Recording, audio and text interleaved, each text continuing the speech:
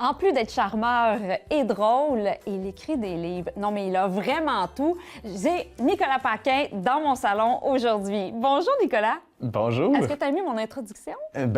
Écoute, j'en ai appris plein déjà sur moi. Écoute, je suis charmeur, j'écris des livres, je savais pas ça. Ben oui, OK. Tu savais pas que tu écrivais des livres? C'est C'est parce que là, t'en as plein là, sur mes tables. moi, j'ai les miens. Hey, c'est bien beau.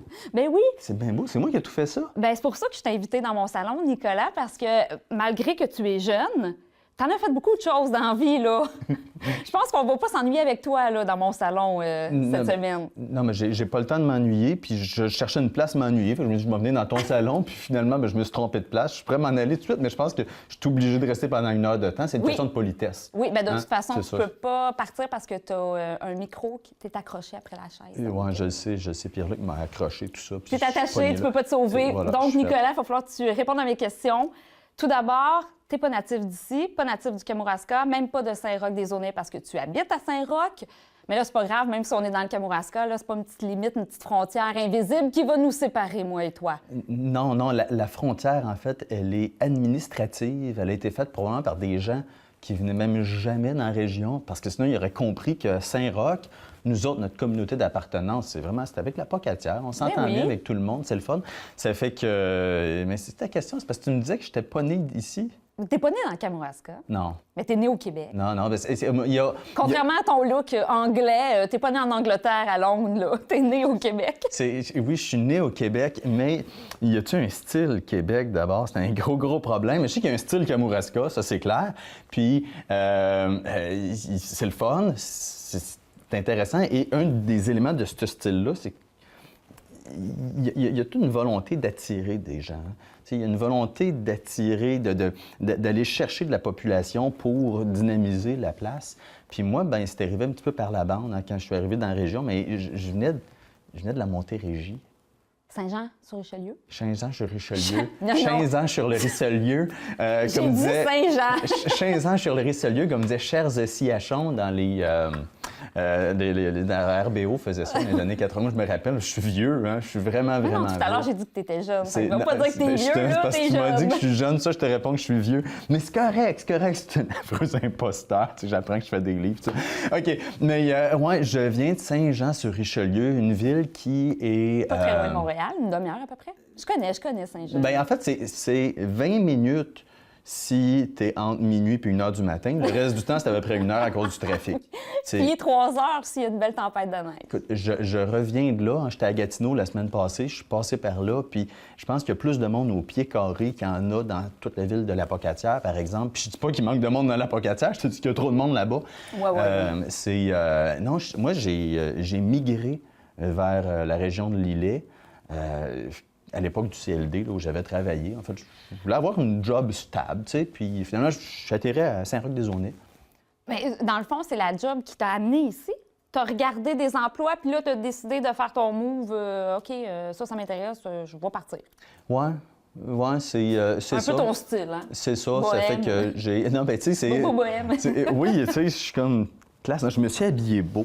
Je trouvais que c'était important de t'inviter dans un salon. C'est pour ça que j'ai dit d'entrée de jeu, charmeur. Dans un beau salon, il faut que je mette du beau linge. Tout le monde me dit, écoute, il sait vivre.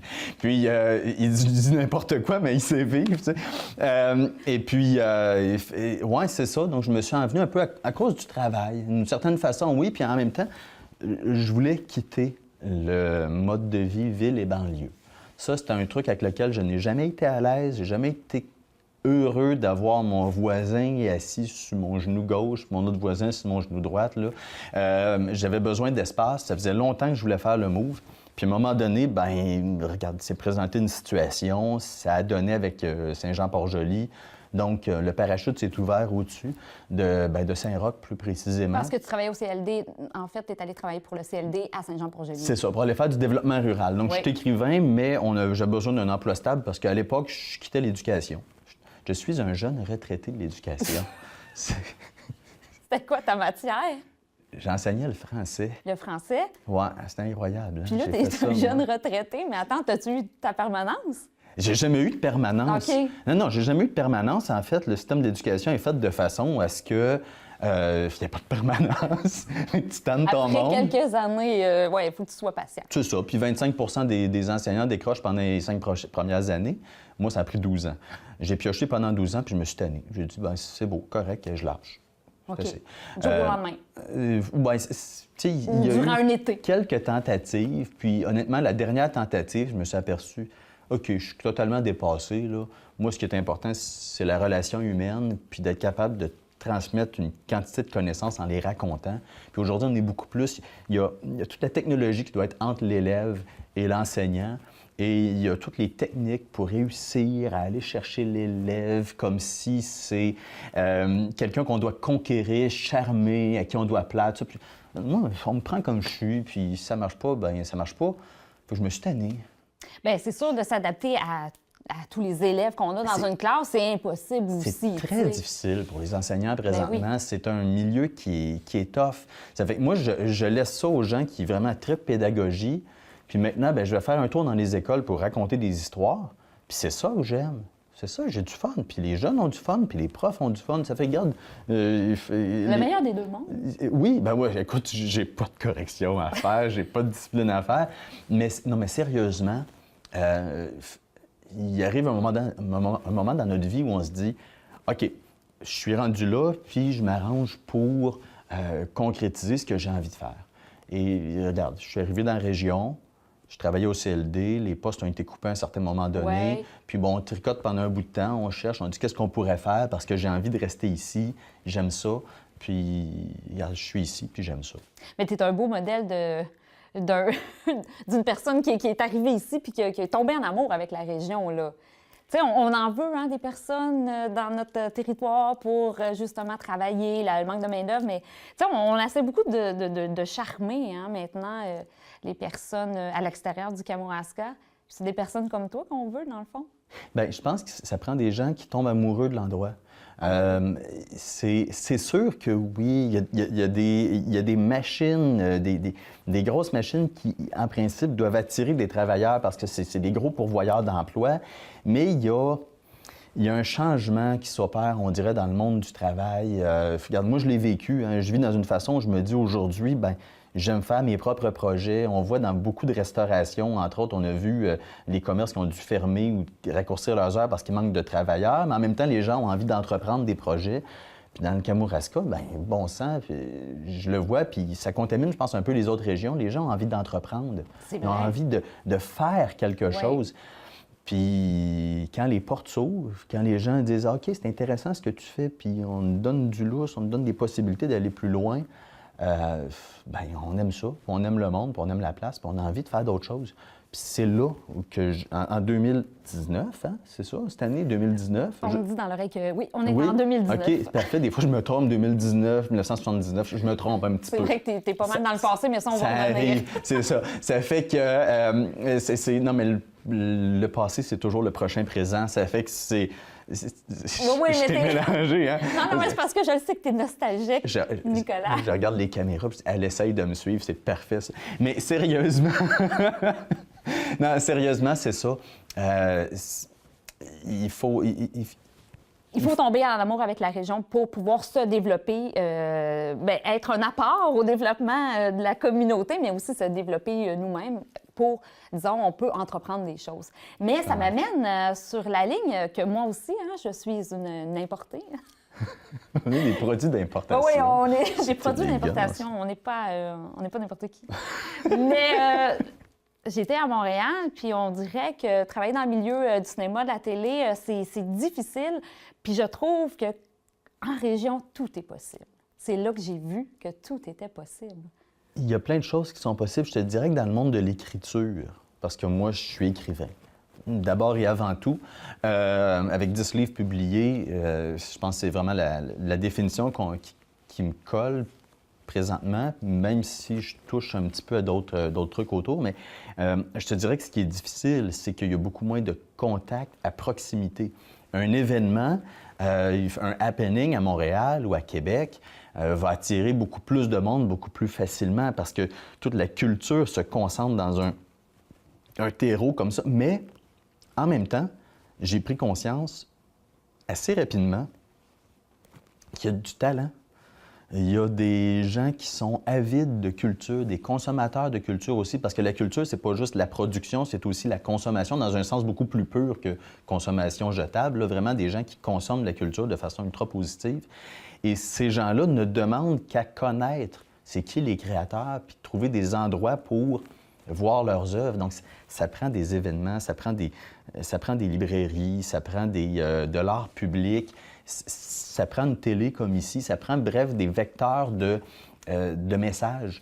Puis ça, bien, ça prend du temps à les connaître. Mais quand on commence à les connaître, on s'aperçoit que sinon, c'est pas pauvre en termes de ressources. C'est juste plus difficile sur un territoire large de les concerter.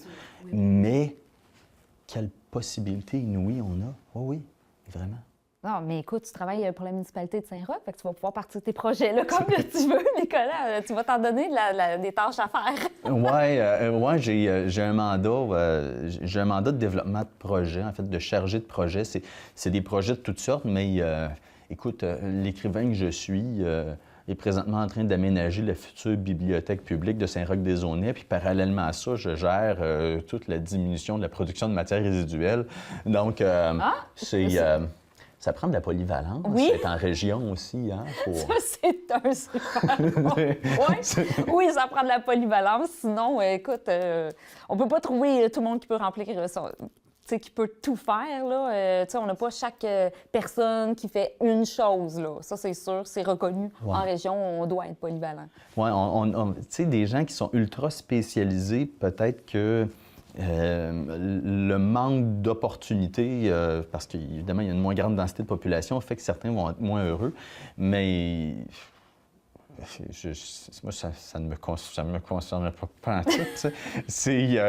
Avant d'arriver en studio ici, j'étais en train de discuter de l'achat d'un nouveau plancher pour la bibliothèque. Ça fait que, il n'y a rien là. Hein. Juste avant, j'étais avec Cathy Design en train de discuter logo, puis en avant-midi, ben c'est ça, la polyvalence. C'est ça. Ça fait que moi, T'es même pas au jour le jour, t'es à l'heure. Oui, je suis à l'heure. Non, on est occupé. Hein. C'est le fun. Il y a plein de choses à faire. Ah non, moi, j'aime ça. Depuis que je suis arrivé, je me plains pas. Il n'y a pas une journée que j'ai regretté d'être dans la région jusqu'à maintenant. Bon, mais super. Fait qu'on veut le garder, Nicolas. Hey, dis-moi, on va parler de tes livres parce que, comme j'ai dit tout à l'heure, t'es jeune, Nicolas. Tu as sorti beaucoup de livres, une dizaine, tu l'as dit tout à l'heure? Une dizaine, oui. Mon 10e livre qui est là en avant, là. Il est quasiment L'espion chaud. De Tourville. Il est... oui. Hein? Il est chaud. Il est hot. Il est hot. Il est hot. Oui, c'est mon 10e. C'est incroyable. En fait, honnêtement, en principe, ce serait mon 11e parce que j'en ai un qui a été réédité. Là. Il n'est peut-être pas sur la table là, parce qu'il est... On va pas le montrer vu qu'on peut plus l'acheter. Non, juste ça, on peut même pas... En fait, il faut me contacter personnellement. Oh! Et là, on va laisser le numéro personnel de Nicolas. On gère les finances, tout ça. Non, c'est parce qu'il m'en reste quelques exemplaires. Mais sérieusement, en 11 ans, j'ai eu 11 sorties de livres. Mais officiellement, 10, parce qu'il y a c'est une réédition, là, puis je suis pas menteur. Je ne vais pas gonfler les chiffres artificiellement. Non, mais tu sais, je dis les choses telles qu'elles sont, c'est vrai. Puis le 10e livre est sorti, mais là, les gens disent « Oui, mais quand même, j'ai 41 ans. » Bien là, t'es jeune. Oui, je le sais. Bon. Je le sais, mais il y a des gens qui me regardent, puis... Ils disent, mon Dieu, mais t'as commencé à quel âge, 10 ans? Puis là, ils font des calculs, puis ils ont de la misère, tout ça. Puis là, j'ai sorti mon premier livre à 30 ans, là. T'as 41 ans, là. Ils ont de la misère en regardant ma face. Mais c'est une question de génétique. Je ne sais pas ce qui s'est passé. Il y a un glitch dans la génétique. J'ai l'air d'un petit gars. Pas de ma faute. Puis tu te fais écarter encore? La dernière fois que ça m'est arrivé, j'avais 33 ans, je pense. Bon. Je pense que ça a été la première aussi. Ça doit parce que tu as une belle jeunesse en dedans, Nicolas. C'est pour ça, tu sais, ça ressort sur ton corps. Ah! Non, mais non? C'est beau? On finit l'émission comme ça? C'est déjà... Oui, c'est fini. Non, mais sérieusement, 10 livres. Mais moi, je veux savoir que, là, tout d'abord, là, comment ça a commencé, là, que tu as dit, bon, premièrement, est-ce que tu as dit, je veux être écrivain plus tard, ou c'est, je veux être professeur de français. Tu as commencé à être prof, puis de fil en aiguille, tu as trouvé une petite passion à écrire, puis tu as commencé, puis voilà. Ah, je pense que je me suis plutôt dit, à un moment donné, peut-être, je ne sais même pas si je l'ai verbalisé, mais j'avais conscience de quelque chose, c'est que je voulais être heureux. Ça, c'est une bonne chose. Tu sais, quand on demande aux jeunes, qu'est-ce que tu veux faire plus tard, on s'attend tout le temps à ce qu'ils nous répondent un emploi. Parce qu'on veut que le jeune ait un travail, puis puisse aller chercher des sous, tout ça. Puis, tu sais, moi, il y a des gens, des fois, qui me demandent tes livres, est-ce que tu as envie Puis là, ben, je réponds, mais ça dépend, c'est quoi ta définition de la vie? Si la vie, c'est d'avoir un 75 000 qui rentre pour s'acheter des bébelles puis aller en voyage, puis ça, je dis, mais là, c'est une définition de la vie, c'est correct, je la respecte, mais la mienne est courte. Ça fait que d'être malheureux 40 heures semaine dans un travail pour pouvoir avoir une belle fin de semaine de temps en temps, je trouve que la balance ne marche pas. Ça fait qu'un jour, j'ai voulu être heureux. Je pense que c'est ça essentiellement. Je dis, je vais faire des choses qui vont me rendre heureux. Et j'avais quand même une certaine conception que pour être heureux, il faut atteindre certains standings, tout ça. Puis c'est des choses qui se sont résorbées avec le temps. Mais à travers ça, à un moment donné, comment ça a commencé à écrire? Bien, j'étais dans mon bain. Ça fait beaucoup de lieu pour commencer à écrire. Ne vous imaginez pas toutes sortes de choses, parce que sinon ça va être censuré, il n'y aura plus rien. Il va juste avoir l'Indien de côté non, moi, à la télé. Je vais juste avoir des images, c'est tout. Non, mais c'est vrai, j'étais dans mon bain puis j'étais en train de lire un livre de Boris Vian. C'est quoi? Écoute, Boris Vian... L'écume des jours? Non, en fait, il a écrit des romans noirs qu'il avait publiés sur un autre nom, parce que c'est toujours des histoires d'un jeune qui est aux États-Unis, puis il y a toujours des problèmes à gérer ses relations avec les gangs criminalisés et avec les filles. Tu sais, c'était deux gros problèmes dans sa vie. Puis... C'est ta vie à toi? Ben... T'es un criminel et t'avais des problèmes avec les femmes? Non, je rénovais une vieille maison à Saint-Jean-sur-Richelieu à l'époque. J'ai juste fait ça dans ma vie, rénover des vieilles maisons. Non, mais sérieusement, j'ai fait « Ah, wow, quel personnage extraordinaire! J'ai vraiment envie de faire quelque chose avec un personnage comme ça. » Et là, j'ai créé un personnage qui s'appelait Abel Bates. Et Abel, c'est un jeune de 20 ans qui est étudiant à l'université, puis qui en même temps écrit. Lui, il était pas roux à l'époque. Non, c'était mes premiers romans. Lui, il était... Bien, je sais même pas si j'avais décrit sa couleur de cheveux. Mais bref, mon personnage d'Abel se mettait tout le temps le nez dans des histoires de criminels. Et il y avait de la misère à en sortir. Et à tout bout de champ, bien, toutes les filles voulaient y sauter dessus. Donc, ça faisait des romans noirs à connotation un peu policière, sexy. C'était le fun. J'ai publié mon premier. Il y a un éditeur qui voulait le rééditer. Ça fait qu'il l'a réédité. Il a fait la suite. Puis là, bien, il a fermé. Et je me suis ramassé écrivain, pas de livre. Mais en même temps, je suis devenu chroniqueur dans un journal qui s'appelle Le Canada français, à Saint-Jean-sur-Richelieu, qui est un des plus vieux hebdos d'Amérique. J'avais une colonne à toutes les semaines, c'était trippant. Pendant 3 ans, j'ai été chroniqueur là. J'ai eu à ce moment-là une bourse du Conseil des arts et lettres du Québec, une bourse de la relève. J'ai fait un recueil de légendes urbaines. La ville de Saint-Jean-sur-Richelieu, avec le Haut-Richelieu, m'avait commandé un album sur le patrimoine bâti de la région, Haut-Richelieu, à Tours et alentours. Ça fait que les choses se sont mises à débloquer, mais de façon... en fait, c'était pas une façon traditionnelle d'écrire. Je fonctionnais avec des bourses ou encore une chronique. Les gens m'appelaient un peu le Foglia de Saint-Jean-sur-Richelieu. J'avais une façon de raconter qui était drôle, qui était sympathique, des fois un petit peu abrasive. Puis c'était le fun. Mais j'avais envie de faire du roman conventionnel. Tu sais, c'est bête, tu es boursier du Conseil des arts, puis tu veux faire du roman conventionnel. Et là, à un moment donné, je revenais d'un voyage à Washington avec des élèves, et notre autobus tombe en panne, en plein cœur de l'État de New York, un lundi de Pâques. Pas de secours, coincé dans un truck stop miteux, à côté d'un village qui s'appelle Cartland. Mais quand tu étais enseignant en français? Oui, j'enseignais encore à ce moment-là. Puis là, j'étais avec une gang de secondaire 4, on débarque de l'autobus, puis je regarde la place, c'était miteux. Je me suis dit, hey, je pense qu'on vient d'être kidnappés. Je dis, hey, c'est le fun. Ben, c'est pas pour vrai. Pas d'être kidnappé, là. C'est ça. Je vais être kidnappé. C'est le syndrome de Stockholm. Moi, j'ai envie de le vivre une fois dans ma vie. Non, mais j'ai fait.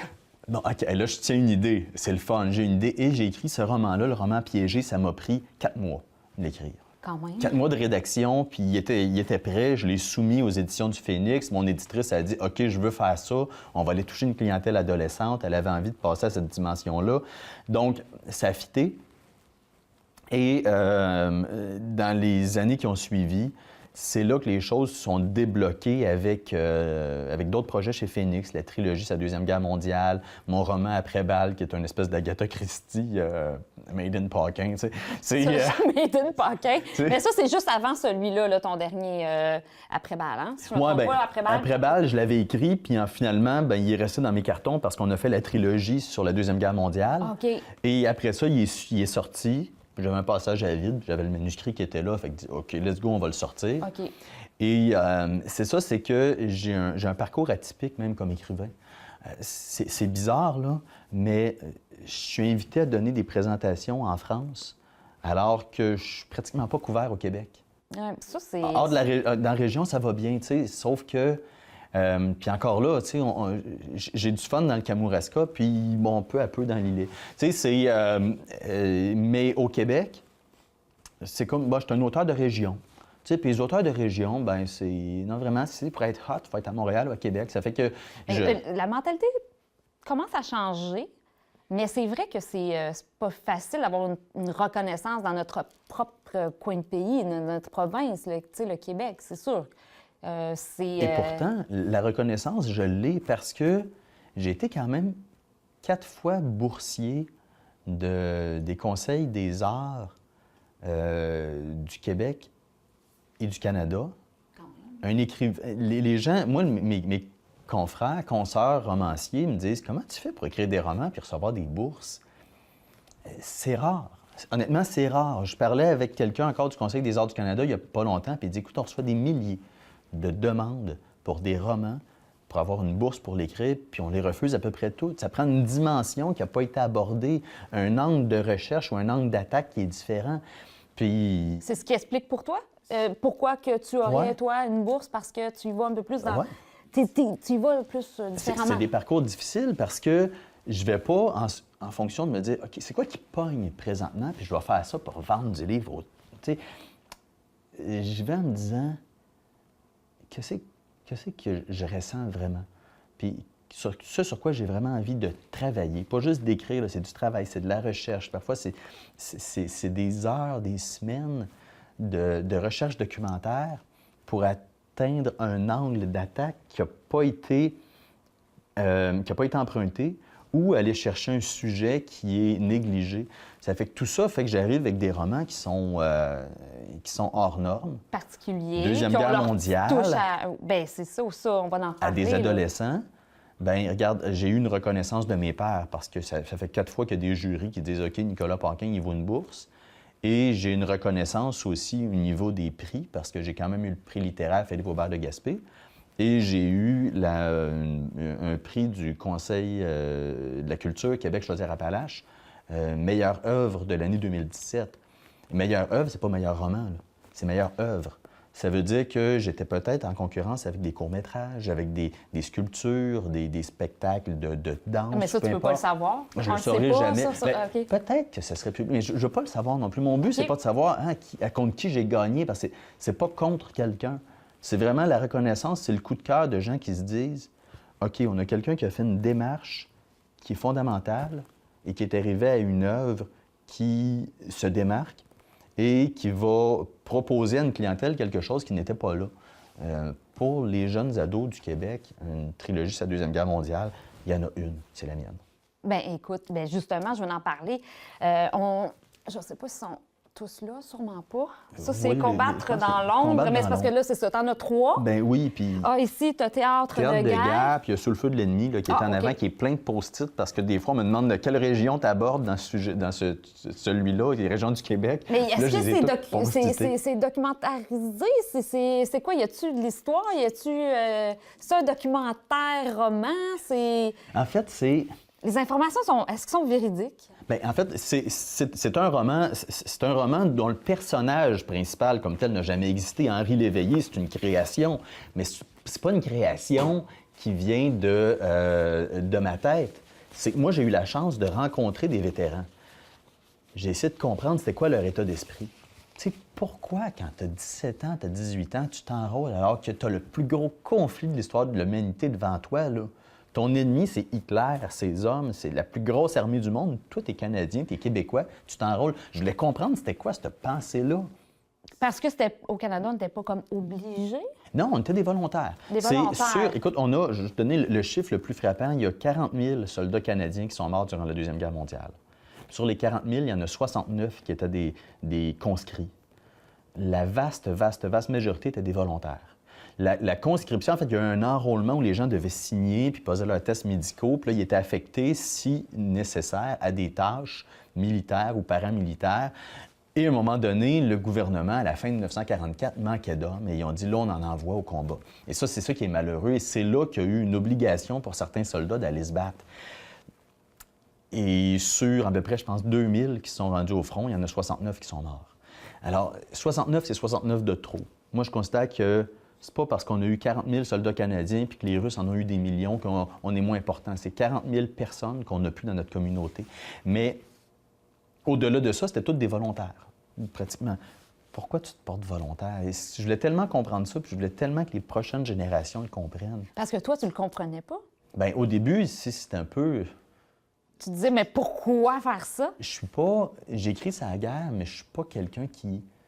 J'admire pas la guerre. Je suis pas quelqu'un qui va vanter l'effort militaire comme étant quelque chose d'extraordinaire puis que tout le monde devrait vivre ça une fois dans sa vie. Non, au contraire, je connais des personnes âgées présentement, entre autres à Coutances. Coutances est jumelé avec la Pocatière, puis je travaille sur un projet présentement, puis Coutances, qui est en France? En France, en ville. Normandie, ça a été bombardé. Il y a eu des morts civiles, des enfants, des bébés de 6 mois qui sont morts dans des bombardements.